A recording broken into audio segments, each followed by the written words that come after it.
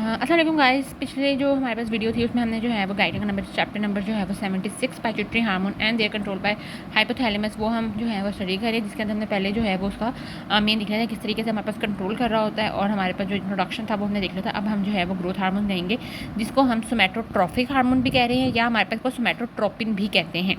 ठीक है, हम कहते हैं हमारे पास जो ग्रोथ हार्मोन है ये हमारे पास प्रोटीन इन नेचर होता है, वाटर सोल्युबल होता है और रिलीज हो रहा होता है हमारे पास in pulsatile fashion by the somatotrophs. Somatotrophs are the cells present in the interior pituitary. Acidophilic cells होते हैं पल्सेटाइल फैशन में, यानी हमारे पास रेगुलरली नहीं हमारे पास ये रिलीज होता रहेगा कि हर वक्त हमारे पास ग्रोथ हार्मोन रिलीज ही हो रहा है, ऐसे तो हमारा भरते ही रहेंगे।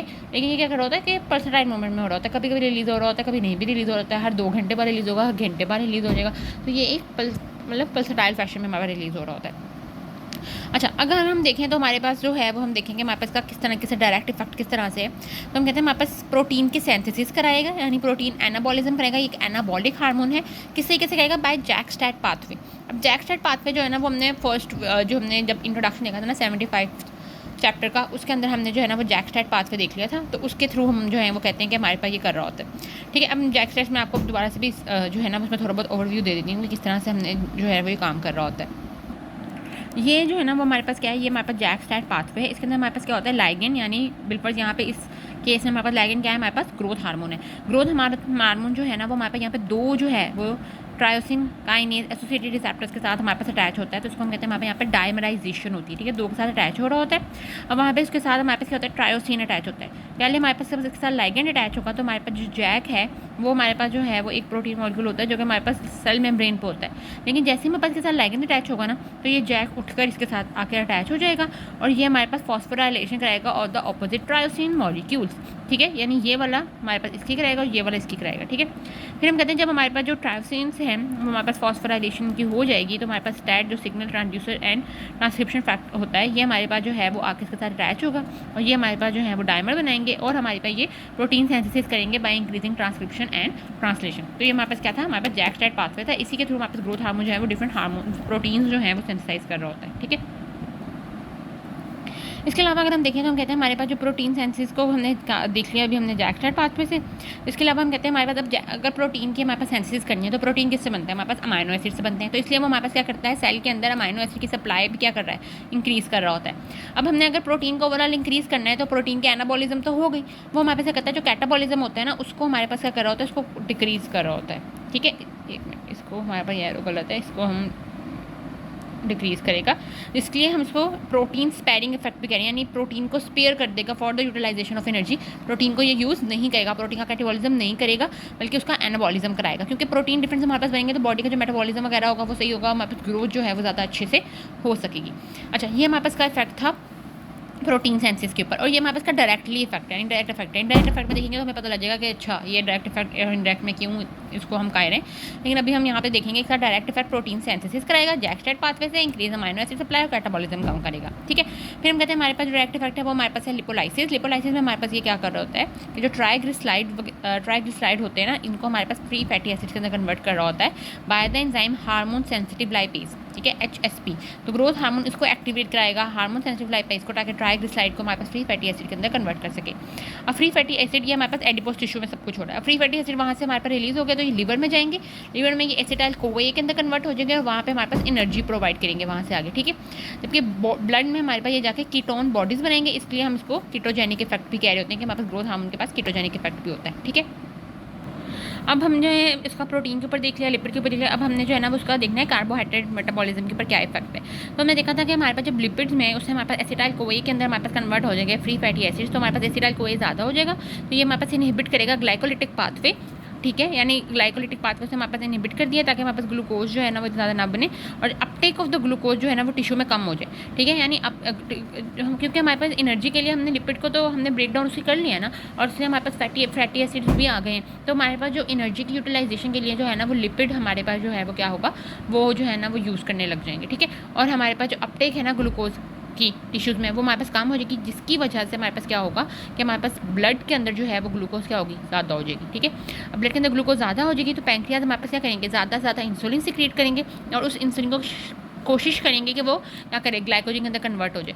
बट ऑफ कोर्स जब हमारे पास अगर बिल पर बहुत ज़्यादा ग्रोथ हार्मोन रिलीज हो चुका है तो हमारे पास ब्लड में बहुत ज़्यादा शुगर जो है वो आ चुकी है और इंसुलिन बहुत ज़्यादा हमारे पास रिलीज़ हो रही है, तो क्या हो जाएगा हमारे पास एक सिक्रीशन इसकी एग्जॉस्ट हो जाएगी। ब्लड में बहुत ज़्यादा इंसुलिन होगी बट उसको इतनी कन्वर्ट नहीं कर पाएगी क्योंकि अपटेक ऑलरेडी डिक्रीज़ है। इंसुलिन का काम क्या होता है कि एक तो वो सेल या टिश्यू से अपटेक करवाए ग्लूकोज की, ठीक है, ताकि सेल उसको अंदर ले लें और यूटिलाइज़ करें। लेकिन वो यूटिलाइज़ नहीं हो रही क्योंकि हमारे पास फैटी एसिड यूटिलाइज़ हो रहे हैं और दूसरा उसका काम है कि उसको ग्लाइकोजन में कन्वर्ट करें। तो जब हमारे पास एक इनफ अमाउंट ग्लाइकोजन की भी कन्वर्ट हो सकती है ना, और अपटेक तो वैसे ही डिक्रीज़ हुई है, तो इससे क्या होगा, इंसुलिन रेजिस्टेंस होगी और हमारे पास डायबिटीज़ मेलाइटिस टाइप 2 हो सकती है, ठीक है। और इसलिए हम इसको कहते हैं कि हमारे पास जो ग्रोथ हार्मोन है उसके पास हमारे पास डायबिटोजेनिक इफेक्ट भी है, ठीक है।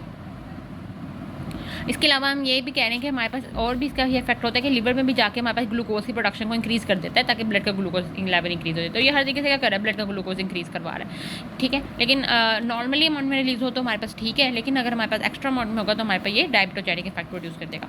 हम कहते हैं कि हमारे पास जो बोथ इंसुलिन है और कार्बोहाइड्रेट है ये नेसेसरी है ग्रोथ हार्मोन के लिए वर्क करने के लिए। हालांकि हम यहाँ पे ये देख रहे हैं कि हमारे पास अगर मतलब बिलफर्ज हम क्योंकि हमारे पास एनर्जी तो हमें मिल ही रही है ना, तो हमें कार्बोहाइड्रेट लेने की क्या ज़रूरत है, फिर हम कार्बोहाइड्रेट ना लें, ठीक है।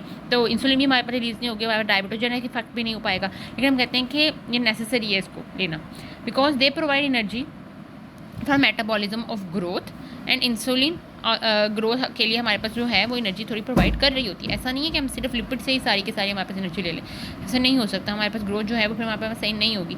इसके अलावा हम कहते हैं हमारे पास इंसुलिन जो है वो जो अमाइनो एसिड हम कहते हैं हमारे पास प्रोटीन सेंसिस के अंदर जो अमाइनो एसिड सप्लाई इंक्रीज़ करना होता है सेल में, तो कुछ अमाइनो एसिड हमारे पास इंसुलिन भी जो है वो हमारे पास ट्रांसपोर्ट कर रही होती है और ये इसका इनडायरेक्ट इफेक्ट है क्योंकि ग्रोथ हार्मोन ने इंसुलिन रिलीज़ किया जिसकी वजह से अमाइनो एसिड इंक्रीज़ होकर प्रोटीन सेंसिस इंक्रीज़ हो रही है, तो इसलिए हमारे पास ये इनडायरेक्ट इफेक्ट आ रहा है, ठीक है। अभी हमने ये जो है ना वो डायरेक्ट इफेक्ट्स पे लिए थे, अब हम जो है ना वो इनडायरेक्ट पे देखेंगे, ठीक है। अच्छा, अब इनडायरेक्ट इफेक्ट में देखें तो हम कहते हैं हमारे पास ग्रोथ हार्मोन जो है ना वो लिवर के पास जाता है। लिवर के पास जाकर हमारे पास यहाँ पर जो है ना वो एक नया जो है वो मॉलिक्यूल जो है ना वो बना रहा होता है जिसको हम कहते हैं हमारे पास सोमैटोमीडियन, ठीक है। अब सोमैटोमीडियन हमारे पास उसको हम कहते हैं हमारे पास ये जो है ना वो फंक्शन कर रहा होता है लाइक इंसुलिन, तो इसलिए हम इसको इंसुलिन लाइक ग्रोथ फैक्टर भी कह रहे होते हैं, ठीक है। हम कहते हैं ये हमारे पास 4 होते हैं सोमैटोमीडियन, लेकिन मोस्ट कॉमन हमारे पास जो है वो सोमैटोमीडियन सी है और इसको हम इंसुलिन ग्रोथ फैक्टर 1 भी कह रहे होते हैं। इसका क्या काम है, इसका काम हमारे पास जो है वो क्या होता है कि ये हमारे पास डेपोजिशन ऑफ प्रोटीन बाय करा रहा होता है, ठीक है। इसका हमारे पास जो है ना ये ग्रोथ हार्मोन भी कुछ ना कुछ काम करेगा, लेकिन ज़्यादातर हमारे पास सोमैटोमीडियन काम करेगा और डेपोजिशन करेगा प्रोटीन की बाय कॉन्ड्रोसाइटिक एंड ऑस्ट्रोजेनिक सेल, यानी हमारे पास बोन्स के अंदर जो है ना वो हमारे पास प्रोटीन की हमारे पास डेपोजिशन होगी, इन सेल्स की हमारे पास प्रोडक्शन को ज़्यादा करवाएगा, ठीक है। कन्वर्ट करेगा कॉन्ड्रोसाइट यानी जो कार्टिलेज वाले सेल हैं, ऑस्ट्रोजेनिक बोन वाले सेल्स के अंदर कन्वर्ट करेगा, ठीक है। मेटाफाइजल प्लेट जो है उसके ऊपर एक्ट करेगा और लेंथ हमारे पास इंक्रीज करेगा बिफोर फ्यूजन, ठीक है। ये हमने देखा था ना कि हमारे पास जो है वो एक अगर बोन होती है तो उसके डायफेजिस होता है और एपिफेजिस होता है और यहाँ पे बीच में हमारे पास मेटाफाइजल जो है ना वो क्या होती है, हमारे पास प्लेट होती है। तो हमारे पास मेटाफाइजल प्लेट ही हमारे पास ग्रो करी थी जिसकी वजह से हमारे पास बोन जो है वो लेंथ के अंदर इंक्रीज़ करी होती है, तो ये हमारे पास मेटाफाइजल प्लेट में एक्ट करता है, उसकी लेंथ को इंक्रीज़ करा होता है बिफोर फ्यूजन। लेकिन जब हमारे पास फ्यूजन हो जाती है ना तो फिर हमारे पास क्या करेगा कि ये हमारे पास बोन में थिकनेस जो है वो हमारे पास कॉज कराएगा। हाफ लाइफ हम कहते हैं हमारे पास ग्रोथ हार्मोन की जो है वो 20 मिनट्स होती है, जबकि हमारे पास सोमैटोमीडियन सी की जो है वो हमारे पास 20 आवर्स होती है। इसलिए अगर हमने बिलफर्ज अभी जब हम आगे क्लिनिकल्स पढ़ेंगे तो इसमें कोई ऐसा ड्वार्फ वाला कोई केस है या कुछ भी है जिसके अंदर हमने जो है वो देखने के ग्रोथ हार्मोन सही से काम कर रहा है या नहीं कर रहा, तो हम जो है वो मेनली क्या करते हैं, ग्रोथ हार्मोन का टेस्ट नहीं कराते बल्कि सोमैटोमीडियन सी का टेस्ट कराते हैं, क्योंकि सोमैटोमीडियन की एक तो हाफ लाइफ क्या है, लंबी है, तो वो ज़्यादा देर तक ब्लड में हमारे पास प्रोड्यूस होगा। इसके अलावा हमारे पास जो है ना वो हमने अभी पढ़ा था कि ग्रोथ हार्मोन क्या होता है, पल्सटाइल फैशन के अंदर रिलीज़ हो रहा है। बिलफर्ज हमारे पास ये 2 घंटे के बाद रिलीज़ हो रहा है, तो ये 2 घंटे बाद रिलीज़ हुआ तो 20 मिनट में ये तो मतलब ख़त्म हो जाएगा ना उसकी हाफ लाइफ, तो फिर तो 2 घंटे बाद होगा, तो तब तो हमें सही से मतलब हम नहीं कर सके। क्या पता हमने जब टेस्ट किया तो अभी रिलीज़ हुआ हो या वो 20 मिनट हो चुकी हो और उसकी हाफ लाइफ ख़त्म, तो हम सही से उसको डिटरमाइन नहीं कर सकते। इसलिए हम सोमैटोमीडियन सीखा कर लेते हैं, क्योंकि अगर बेशक 2 घंटे बाद हमारे पास ग्रोथ हार्मोन रिलीज़ होना या 4 घंटे बाद, अगर उसने एक दफ़ा सोमैटोमीडियन सी को करवा चुका है अपने 20 मिनट के उसमें, तो फिर तो वो क्या करेगा, 20 आवर्स तक उसकी लाइफ हाफ लाइफ है, तो हमारे पास सोमैटोमीडियन सी तो होगा, तो हमारे पास ये अच्छा लिए हम इसलिए कर सकते हैं। इसके अलावा हमने पहले देखा था कि इनडायरेक्ट इफेक्ट में जो सेकंड है वो हमारे पास ये है इंसुलिन के थ्रू जो कि हमारे पास प्रोटीन सेंसिस कर रहा है, ठीक है। अब नेक्स्ट में जो है ना वो हम इसकी रेगुलेशन वगैरह जो है वो देखेंगे।